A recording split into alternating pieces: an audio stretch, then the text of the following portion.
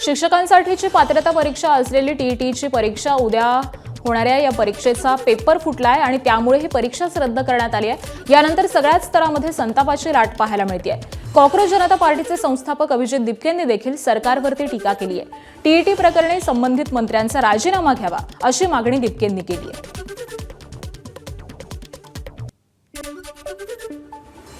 मागणार का राजीनामा मागणार महाराष्ट्र सरकारमधील कोणत्या मंत्री? राजीनामा झालेच पाहिजे, राजीनामा झालेच पाहिजे। कसं काय यांच्याकडून पेपर लीक होतात, यांच्याकडून दुसऱ्या गोष्टी लीक न होत, त्यांच्या स्वतःचे जे आमदार खासदार आहेत हे बरोबर यांच्याकडून सिक्युअर राहतात।